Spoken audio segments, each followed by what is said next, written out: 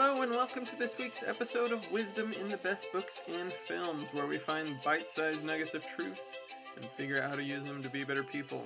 I'm Jake Bear, the host, and this week I am excited to read to you guys a short story that I think is a really good one. We've recently had some of our kids dealing with trying to figure out who is really their friend and who is not their friend, and this story, called The Devoted Friend by Oscar Wilde, is a fun little allegory or story, I guess, about what it is that makes a real friend. So, if you have any kids that are going through similar issues of discerning whether someone's a real friend or not, I highly recommend either reading this story to them or just having them listen to it with you.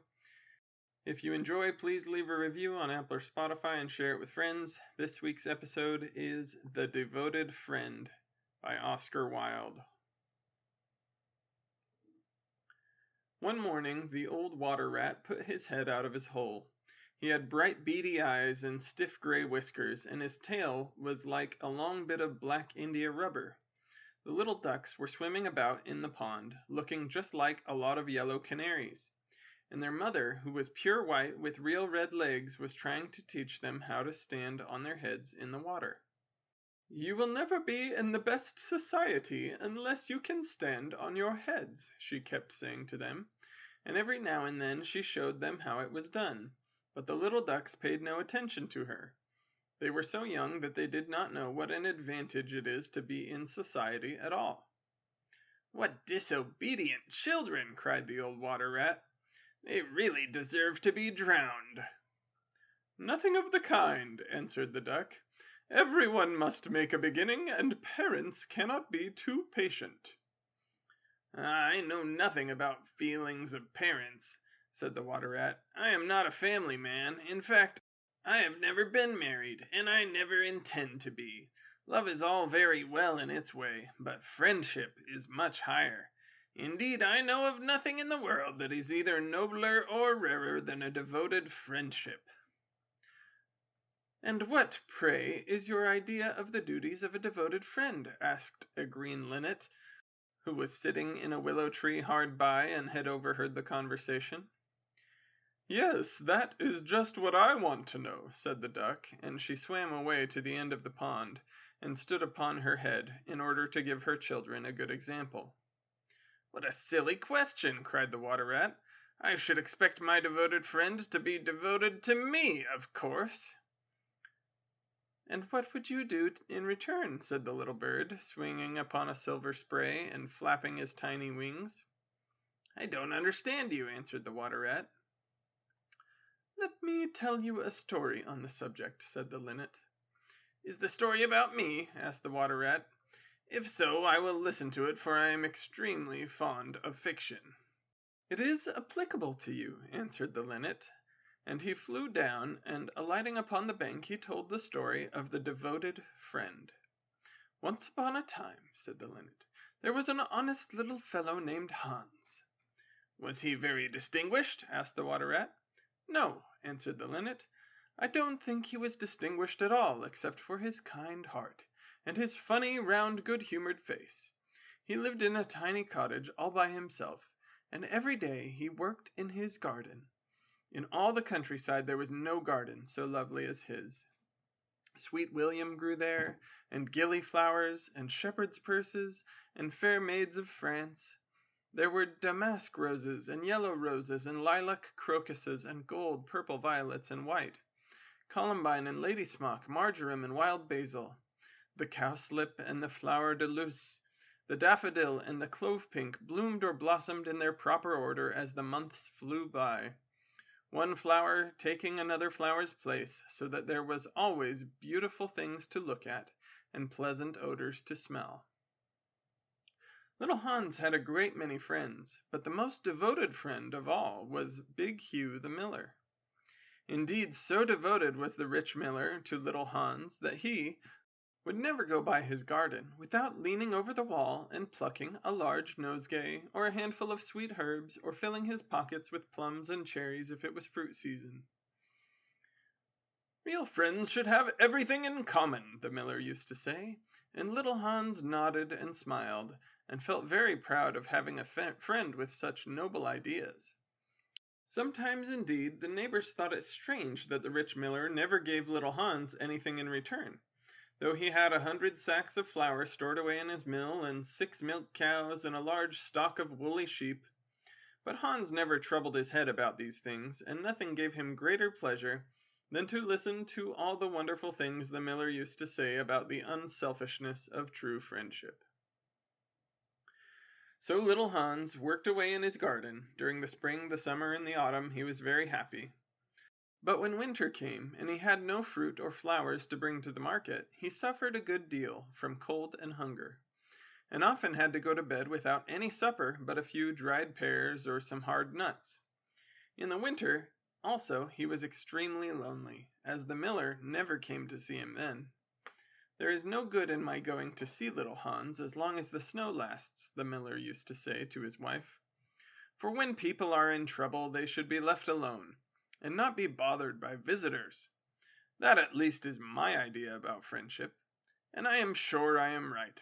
So I shall wait till the spring comes, and then I shall pay him a visit, and he will be able to give me a large basket of primroses, and that will make him so happy." "You certainly are very thoughtful about others," answered his wife as she sat in her comfortable armchair by the big pinewood fire. "Very thoughtful indeed. It is quite a treat to hear you talk about friendship. I am sure the clergyman himself could not say such beautiful things as you do, though he does live in a 3-storied house and wears a gold ring on his little finger." "But could we not ask little Hans up here?" said the miller's youngest son. "If poor Hans is in trouble, I will give him half my porridge, and show him my white rabbits." "What a silly boy you are!" cried the miller. "I really don't know what is the use of sending you to school. You seem not to learn anything. Why, if Hans came up here, and saw our warm fire, and our good supper, and our great cask of red wine, he might get envious. And envy is a most terrible thing, and it would spoil anybody's nature. I certainly will not allow Hans's nature to be spoiled. I am his best friend, and I will always watch over him, and see that he is not led into any temptations. Besides, if Hans came here, he might ask me to let him have some flour on credit, and that I could not do. Flour is one thing, and friendship is another, and they should not be confused. Why, the words are spelt differently, and mean quite different things. Everybody can see that." "How well you talk," said the miller's wife, pouring herself out a large glass of warm ale. "Really, I feel quite drowsy. It is just like being in church." "Lots of people act well," answered the miller, "but very few people talk well, which shows that talking is much the more difficult thing of the two, and much the finer thing also." And he looked sternly across the table at his little son, who felt so ashamed of himself that he hung his head down and grew quite scarlet, and began to cry into his tea. However, he was so young that you must excuse him. "Is that the end of the story?" asked the water rat. "Certainly not," answered the linnet. "That is the beginning." "Then you are quite behind the age," said the water rat. "Every good storyteller nowadays starts with the end, then goes on to the beginning, and concludes with the middle. That is the new method. I heard all about it the other day from a critic who was walking round the pond with a young man. He spoke of the matter at great length, and I am sure he must have been right, for he had blue spectacles and a bald head. Whenever a young man made any remark, he always said, 'Pooh!' But pray go on with your story. I like the miller immensely. I have all kinds of beautiful sentiments myself, so there is a great sympathy between us."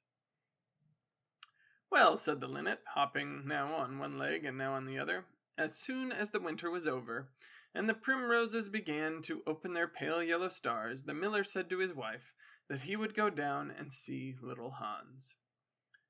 "Why, what a good heart you have," cried his wife. "You are always thinking of others, and mind you take the big basket with you for the flowers." So the miller tied the sails of the windmill together with a strong iron chain, and went down the hill with the basket on his arm. "Good morning, little Hans," said the miller. "Good morning," said Hans, leaning on his spade, smiling from ear to ear. "How have you been all winter?" said the miller. "Well, really," cried Hans, "it is very good of you to ask, very good indeed. I am afraid I had rather a hard time of it, but now the spring has come, and I am quite happy, and all my flowers are doing well." "We often talked of you during the winter, Hans," said the miller, "and wondered how you were getting on." "That was kind of you," said Hans. "I was half afraid you had forgotten me." "Hans, I am surprised at you," said the miller. "Friendship never forgets. That is the wonderful thing about it. But I am afraid you don't understand the poetry of life. How lovely your primroses are looking, by the by." "They certainly are very lovely," said Hans, "and it is a most lucky thing for me that I have so many. I am going to bring them into the market and sell them to the burgomaster's daughter, and buy back my wheelbarrow with the money." "Buy back your wheelbarrow? You don't mean to say you have sold it? What a stupid thing to do!" "Well, the fact is," said Hans, "that I was obliged to. You see, the winter was very bad for me, and I really had no money at all to buy bread with, so I first sold the silver buttons off my Sunday coat, then I sold my silver chain, and then I sold my bagpipe, and at last I sold my wheelbarrow. But I am going to buy them all back again now." "Hans," said the miller, "I will give you my wheelbarrow. It is not in very good repair. Indeed, one side is gone and there is something wrong with the wheel spokes, but in spite of that I will give it to you. I know it is very generous of me, and a great many people would think me extremely foolish for parting with it, but I am not like the rest of the world. I think that generosity is the essence of friendship, and besides, I've got a new wheelbarrow for myself. Yes, you may set your mind at ease. I will give you my wheelbarrow." "Well, really, that is generous of you," said little Hans, and his funny round face glowed all over with pleasure. "I can easily put it in repair, as I have a plank of wood in the house." "A plank of wood!" said the miller. "Why, that is just what I want for the roof of my barn. There is a very large hole in it, and the corn will get all damp if I don't stop it up. How lucky you mentioned it! It is quite remarkable how one good action always breeds another. I have given you my wheelbarrow, and now you are going to give me your plank. Of course the wheelbarrow is worth far more than the plank, but true friendship never notices things like that. Pray get it at once, and I will set to work at my barn this very day." "Certainly," cried little Hans, and he ran into the shed and dragged the plank out. "It is not a very big plank," said the miller, looking at it, "and I am afraid that after I've mended my barn roof there won't be any left for you to mend the wheelbarrow with. But of course that is not my fault, and now as I have given you my wheelbarrow I am sure you would like to give me some flowers in return. Here is the basket, and mind you fill it quite full."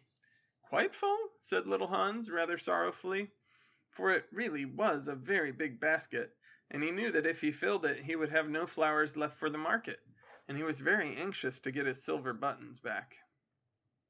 "Well, really," answered the miller, "as I have given you my wheelbarrow, I don't think that it is much to ask you for a few flowers. I may be wrong, but I should have thought that friendship, true friendship, was quite free from selfishness of any kind."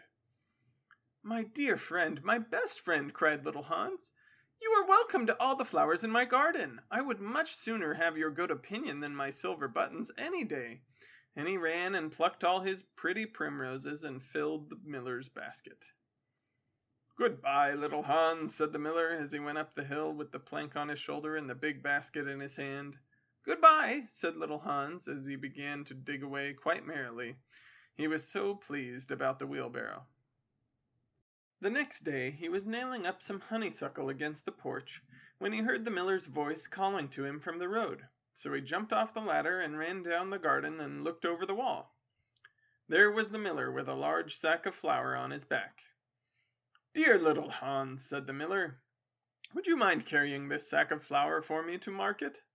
"Oh, I am so sorry," said Hans, "but I am really very busy today.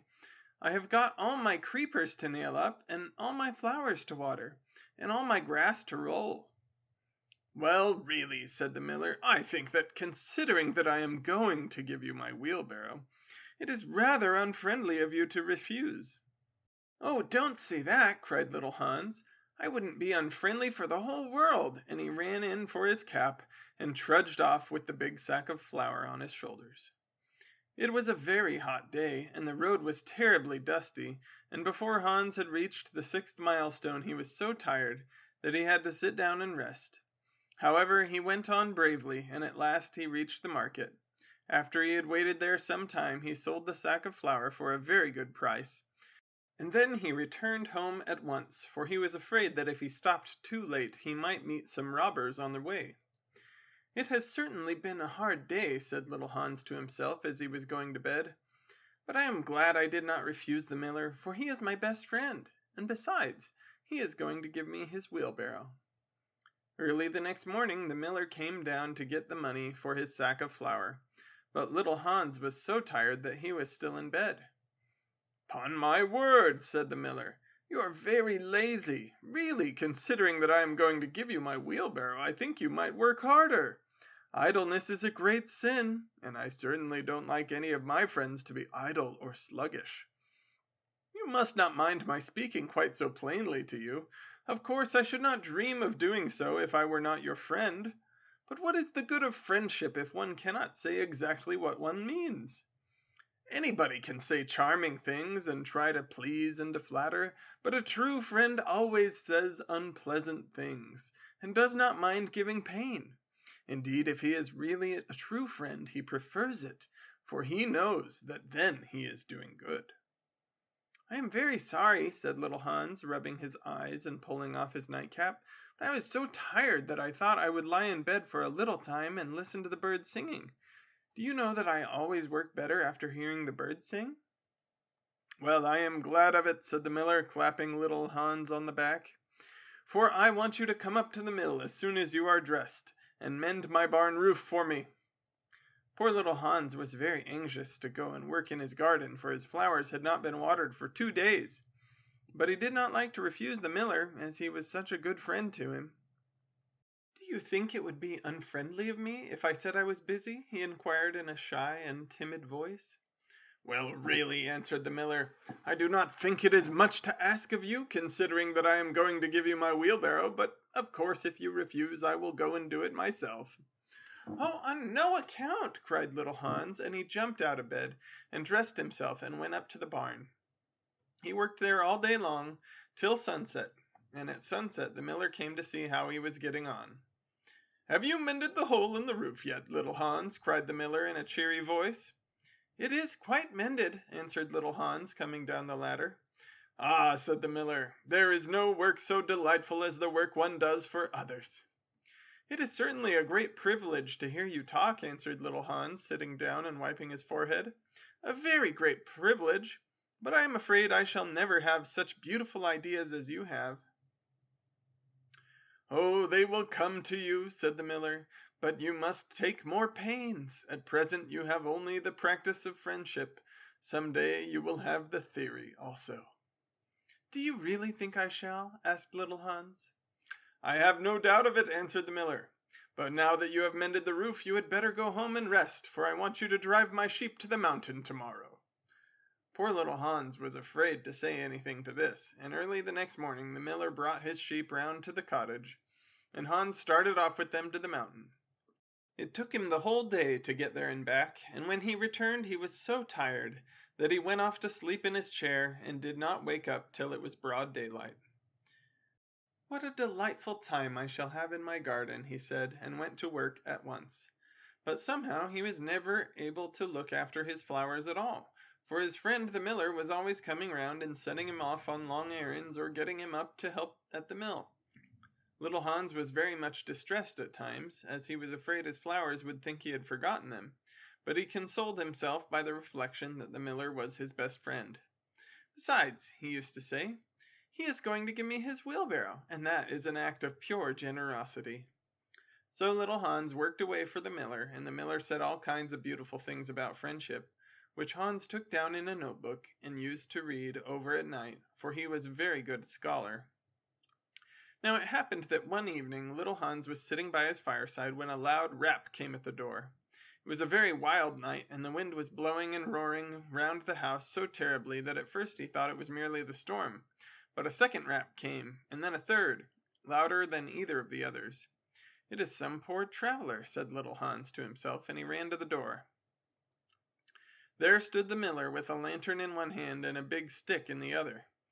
"Dear little Hans," cried the miller, "I am in great trouble. My little boy has fallen off a ladder and hurt himself, and I am going for the doctor, but he lives so far away, and it is such a bad night, that it has just occurred to me that it would be much better if you went instead of me. You know I am going to give you my wheelbarrow, and so it is only fair that you should do something for me in return." "Certainly," cried little Hans. "I take it as quite a compliment your coming to me, and I will start off at once. But you must lend me your lantern, as the night is so dark that I am afraid I might fall into the ditch." "I am very sorry," answered the miller, "but it is my new lantern, and it would be a great loss to me if anything happened to it." "Well, never mind, I will do without it," cried little Hans, and he took down his great fur coat and his warm scarlet cap, and tied a muffler round his throat, and started off. What a dreadful storm it was! The night was so black that little Hans could hardly see, and the wind was so strong that he could scarcely stand. However, he was very courageous, and after he had been walking about 3 hours, he arrived at the doctor's house and knocked at the door. "Who is there?" cried the doctor, putting his head out of his bedroom window. "Little Hans, doctor." "What do you want, little Hans?" "The miller's son has fallen from a ladder and has hurt himself, and the miller wants you to come at once." "All right," said the doctor, and he ordered his horse, his big boots, and his lantern, and came downstairs and rode off in the direction of the miller's house, little Hans trudging behind. But the storm grew worse and worse, and the rain fell in torrents, and little Hans could not see where he was going, or keep up with the horse. At last he lost his way, wandered off on the moor, which was a very dangerous place, as it was full of deep holes, and there poor little Hans was drowned. His body was found the next day by some goatherds, floating in a great pool of water, and was brought back by them to the cottage. Everybody went to little Hans's funeral, as he was so popular, and the miller was the chief mourner. "As I was his best friend," said the miller, "it is only fair that I should have the best place." So he walked at the head of the procession in a long black cloak, and every now and then he wiped his eyes with a big pocket handkerchief. "Little Hans is certainly a great loss to everyone," said the blacksmith when the funeral was over, and they were all seated comfortably in the inn, drinking spiced wine and eating sweet cakes. "A great loss to me, at any rate," answered the miller. "Why, I had as good as given him my wheelbarrow, and now I really don't know what to do with it. It is very much in my way at home, and it is in such bad repair that I could not get anything for it if I sold it. I will certainly not take care to give anything away again. One always suffers for being generous." "Well," said the water rat after a long pause. "Well, that is the end," said the linnet. "But what became of the miller?" asked the water rat. "Oh, I really don't know," replied the linnet, "and I am sure that I don't care." "It is quite evident, then, that you have no sympathy in your nature," said the water rat. "I am afraid you don't quite see the moral of the story," remarked the linnet. "The what?" screamed the water rat. "The moral. Do you mean to say that the story has a moral?" "Certainly," said the linnet. "Well, really," said the water rat in a very angry manner, "I think you should have told me that before you began. If you had done so, I certainly would not have listened to you. In fact, I should have said 'Pooh!' like the critic. However, I can say it now." So he shouted out "Pooh!" at the top of his voice, gave a whisk with his tail, and went back into his hole. "And how do you like the water rat?" asked the duck, who came paddling up some minutes afterwards. "He has a great many good points, but for my own part I have a mother's feelings, and I can never look at a confirmed bachelor without tears coming into my eyes." "I am rather afraid that I have annoyed him," answered the linnet. "The fact is, I told him a story with a moral." "Ah, that is always a very dangerous thing to do," said the duck. And I quite agree with her. Did you enjoy this week's episode of Wisdom in the Best Books and Films? If so, I would ask you to please go and share with anyone that you can think of who may benefit from these topics. Discuss it at work, with friends, at church, anywhere where the opportunity feels natural and the topics would be helpful to others. I personally am not a huge self-promoter, and so the only way that this podcast will get to reach very many people at all is through the listeners. Please also share with me if anything that you've heard has been impactful in your life, or share with me any ideas that you may have of wisdom that you've gleaned from different books or films. Be happy to hear from you anytime, and I will respond to all emails. You can find information for how to contact me in the show notes. Hope to hear from you soon.